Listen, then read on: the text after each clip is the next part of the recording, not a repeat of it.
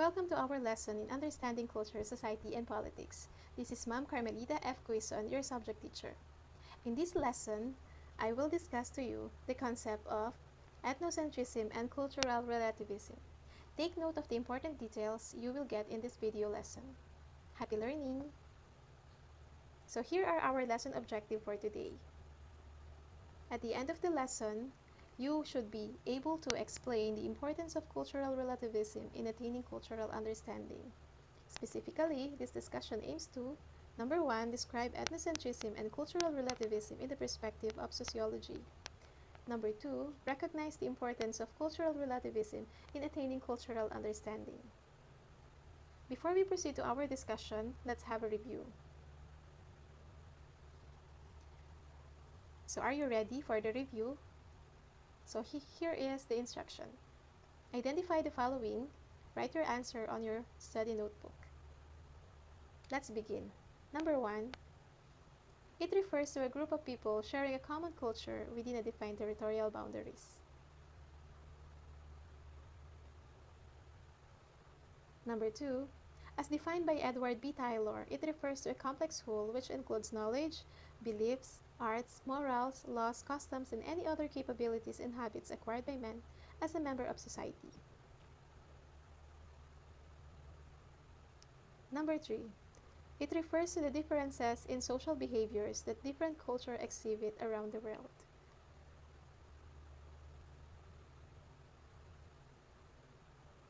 Are you done answering? Okay, so let's check your work. So here are the answers. Number 1, the answer is society. Number 2, culture. And number 3, cultural variation. We will begin this lesson with think for a moment activity. Okay, so it is your opportunity to post and think or evaluate yourself. So you can write your answers or responses in your study notebook. Okay, so let's begin the activity. Think for a moment. If someone will offer you exotic food, what would you do? Next, what can you say to those who let themselves be crucified on the cross during Lenten season, just like Jesus Christ? Lastly, do you know that there are some people who eat the flesh of their loved ones who died? How would you react?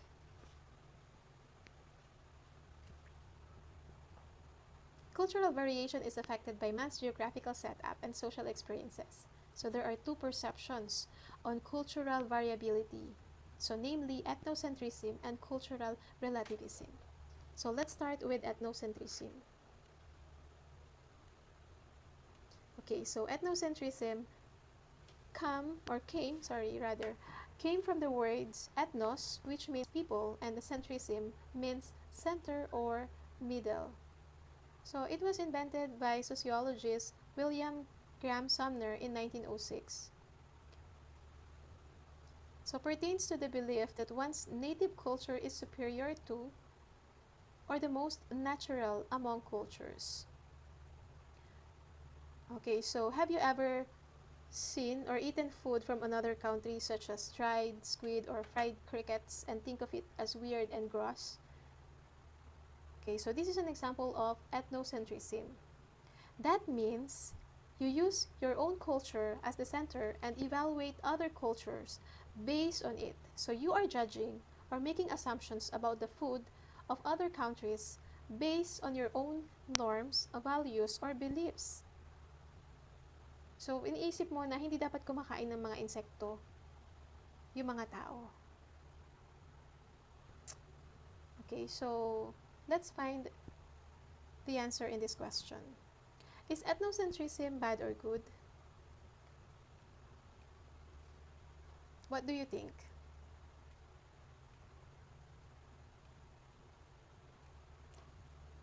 Okay, so on the one hand, ethnocentrism can lead to negative judgments of behaviors of groups or societies. Okay, just like what we see in this picture. Okay, So, sabi nitong isang babae, no, itong naka-two-piece, everything covered but her eyes. What a cruel male-dominated culture. And then the other one says, in his mind, nothing covered but her eyes. What a cruel male-dominated culture. Okay, so in ethnocentrism, it encourages narrow-mindedness and unwillingness to recognize many human differences for what they are. It can also lead to discrimination against people who are different. Another side of ethnocentrism. On the other hand, ethnocentrism can create loyalty among the same social group or people in the same society. Okay, for example, it's more fun in the Philippines. So in this logo, it shows na kung gaano tayo ka-proud as a Filipino doon sa ating bansa. 'Di ba? Sa mga foods, sa mga tourist spots na meron tayo, and even dun sa katangian natin, 'di ba? Yung pagiging hospitable natin. So another example, during the World Cup or Olympics, you may tend to root for your own country and believe that the players or teams representing your country are much better. So dun pumapasok yung tinatawag natin na national pride. So national pride is also a part of ethnocentrism. Kapag may laban halimbawa si Manny Pacquiao, so lahat tayo kampi sa kanya at gusto natin na siya yung manalo. So that's the spirit of national pride. And hindi tayo ganong masaya or hindi tayo ganun kasaya kapag nalaman natin na kapag natalo siya, 'di ba? Unlike kapag nanalo siya, so masayang-masaya tayo at pabor na pabor tayo dun sa decision. Okay, so from the standpoint of society, it discourages innovation and change as well as the solution of social problems because we are generally committed to a particular way of solving our own problems. Since we think that our culture is the central to the universe, so tingin natin sapat na yung kung anong meron tayo. Hindi na siya dapat baguhin, 'di ba? Kasi when we say innovation, pumapasok dito yung invention and discovery. So kung ano na yung meron tayo dahil ethnocentric tayo, so hindi tayo sang-ayon dun sa mga changes. Because gusto nating ikip kung ano yung meron tayo. From the standpoint of individual, it hinders our understanding for others, for it makes us too quick to judge those who are different. So, if I will ask you, is ethnocentrism bad or good? So, what will be your answer? Okay, generally, meron siyang positive side, meron din siyang negative side. Okay, how about cultural relativism? So, it is a practice of viewing another culture by its own context. Okay, so cultural relativism is an ethical theory about the nature of morality which states that different cultures have different moral codes, judgments, and practices. Sabi nga ni Joan Ferrante dun sa book niya, meron daw dalawang, there are two things about cultural relativism. No, ibig sabihin daw noon, first, that a foreign culture should not be judged by the standard of a home culture. Kaya ang cultural relativism ay kabaligtaran ng ethnocentrism. Kasi sa ethnocentrism, ginajudge niya yung ibang culture based dun sa kultura niya or dun sa home culture niya. While sa cultural relativism naman, ginajudge niya yung culture ng iba dun sa kung anong lipunan ng kinabibilangan niya. So for example, dito ulit tayo sa crickets. No, instead of thinking fried crickets disgusting, pwede tayong magtanong, why do some cultures eat fried insects? So, mari nating matutunan na yung palang crickets or grasshoppers are full of protein. At sa Mexico, ito yung isa sa mga famous regional cuisine. At kinakain na siya libo-libong taon na, no? At kilala siya as healthy food source. Okay, so another meaning of cultural relativism. So, right and wrong are culture specific. Yun yung sa cultural relativism. So, when we say culture specific, so ibig sabihin, what is considered moral in one country or in one society may be considered as immoral in other societies. So, since magkakaiba sila ng society, so magkakaiba din sila ng culture. So, dun pumapasok yung paniniwala na no one has the right to judge another's societies. Kasi, kapag culture specific, so nakadepende yun sa kung ano yung kultura na meron sila. na syempre, nakadepende din sa kung anong society meron sila. So, another way, no, or for you to further understand this theory. So, halimbawa, merong dalawang tao, no, pangalanan natin sila, si A at saka si B. Kung halimbawa si A ay naglalaro ng chess, and then si naman ay naglalaro ng basketball. So, hindi natin kailangang asahan na si A na naglalaro ng chess ay maglalaro na katulad ni B kung paano laruin yung basketball. So, ganun din naman si B, hindi natin pwedeng i-expect sa kanya na yung paglalaro niya ng basketball ay katulad ng paglalaro ng chess ni A. Kasi magkaiba yung rules, magkaiba yung way kung paano sila laruin. Okay, so kung i-compare natin sila dito sa theory na ito, no, similarly, if a person A belongs to one culture, the person B belongs to another culture, then the person A cannot judge the practices of B's culture in accordance with his own moral codes. Kasi nga, magkaiba sila. So, diversity of cultures, even those with conflicting moral beliefs, is not to be considered in terms of right and wrong, or good and bad. Kasi nga dito, walang objective standard. So, no one can say if someone else is right or wrong. So, it is a matter of personal opinion, and no society can pass judgment on another society. Okay, another one is cultural relativism is opposite to universalism. So when we say universalism from the root word universal, so it is something in common and can be found in most societies. Okay, so it is one set of rules for everyone around the world. Okay, so we will further discuss this later. Okay, so there is one fallacy in the argument of cultural differences. All logically sound arguments are reinforced by reason, but here the conclusion doesn't follow the hypothesis. While it is true that each culture has different moral code, that doesn't necessarily translate into the lack of an objective moral truth. Diba, pag sinasabi kasi natin na fallacy, diba, ito yung mga maling paniniwala. Or mistaken idea or false ideas.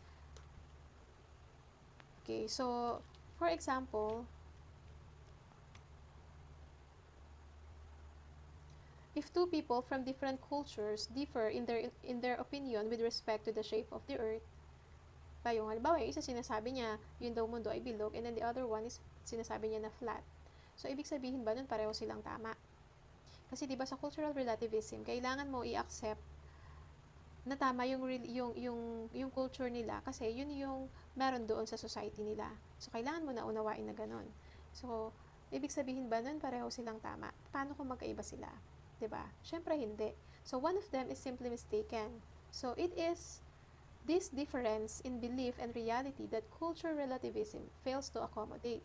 So, also sometimes, people conform to the moral code of their own culture to judge an action as right or wrong. So, however, this becomes problematic when this idea entirely strikes down the idea of moral progress. It is important to question that if one is not allowed to question one's own culture, then how will that person identify and rectify the deep-rooted problems of the culture? Katulad halimbawa nitong susunod na example. So another area where cultural relativism as a theory fails to work is when it stops individuals from criticizing practices that are actually human rights violation. Okay, so there are many societies, no, lalo na sa mga African countries, naniniwala sila na kailangan yung mga babae, kumbaga sa atin dito sa Pilipinas, di ba yung mga lalaki yung tinutuli. So sa kanila, parang meron din katulad nun, no, yung tinatawag na circumcision or what they call that, the genital mutilation, no, sa ibang mga countries. So, yung genital cutting na tinatawag. So, it is argued that the practice has cultural roots, but such a practice has raised concerns among many international human rights organizations. So, dito nga pumapasok yung katulad ng binanggit natin kanina, yung universalism, na although magkakaiba tayo ng kultura, meron tayong something in common. Okay, another example is the murder. Diba? Yung pagpatay kasi, in general kasi, or majority sa mga societies, naniniwala na murder is a crime. So, it is an act of, or it is an immoral act. But there are also societies na tinatanggap nila yon. So, for example, sa isang lugar, 'di ba, na kung saan acceptable sa kanila yung murder sa mga masasamang tao. So, tinatanggap nila yon kasi tinitingnan nila yun na merong advantage sa kanila or meron silang benefit na natatanggap kapag yung mga masasamang tao ay pinapatay without a due process of law. So, sa universalism kasi, kailangan, bago natin parusahan yung isang tao, kailangan dumaan siya sa due process. Okay, so, that is another example. Okay, so cultural relativism appears as an attractive theory at first, 'di ba? Totoo naman kasi tinitingnan natin na kailangan yung pag-unawa natin sa ibang kultura, 'di ba? Dun sa diversity na meron lagi or present lagi sa lahat ng societies. You have to respect and understand their culture. 'Di ba? Parang maganda siya talaga pakinggan sa umpisa, no? As it promotes a feeling of tolerance and inclusivity of other cultures, but at the same time, it prevents people from acknowledging the flaws in their own and other cultures by putting inhumane practice in the same bracket as difference of opinions. In doing so, it also fails to highlight the fundamentally different concepts of beliefs and reality. So another example, there are many countries and international organizations opposed the act of whaling. So, whaling, yun yung pangunguha ng mga whales. Okay, so for environmental reasons. So, these environmental organizations say that there are not many whales left. So, kaunti na lang sila, kaya hindi dapat nagkakaroon ng panghuhuli sa mga balyena, no? Pero meron mga countries na kinikilala nila yung panghuhuli ng mga balyena as their cultural practices na ginagawa na nila libo-libong taon na. Okay, so dahil kinikilala nila yon as oceanic culture nila, so this country may say that such a cultural practice should not be opposed based on cultural differences. 'Di ba? So who gets to define what a moral cultural behavior is? So merong laging magkakaiba, no? Kahit na meron tayo something in common, merong iba kasi yung cultural relativism yung ginagamit nila as a shield para bigyan katwiran yung mga practices nila na hindi naaayon dun sa majority sa mga societies natin. Okay.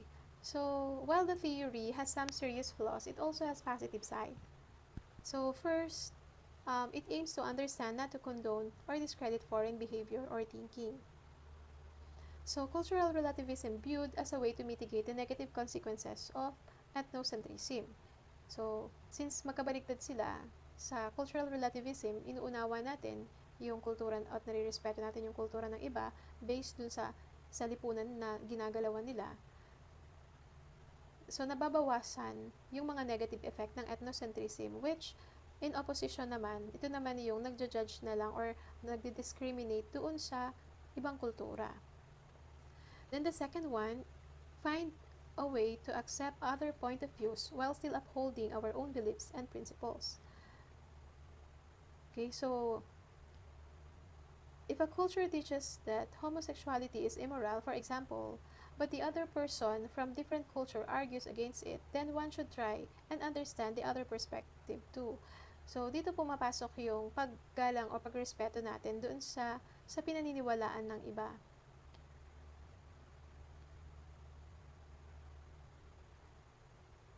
Okay, so it emphasizes that one's thinking or ideology doesn't follow an objective, rational, and standard, but is simply a belief that stems from na nagmumula doon from the moral code followed by one's culture. Hence, all the opinions and judgments are merely cultural products. So, para ma-avoid natin yung judging dun sa cultural practices of groups that are different to ours, so pwede natin gamitin yung cultural relativism approach. Okay, so that's all for today. So before we end this lesson, I would like to leave with you this quotation from John F. Kennedy. If we cannot now end our differences, at least we can help make the world safe for diversity. So till next time, thank you. Bye.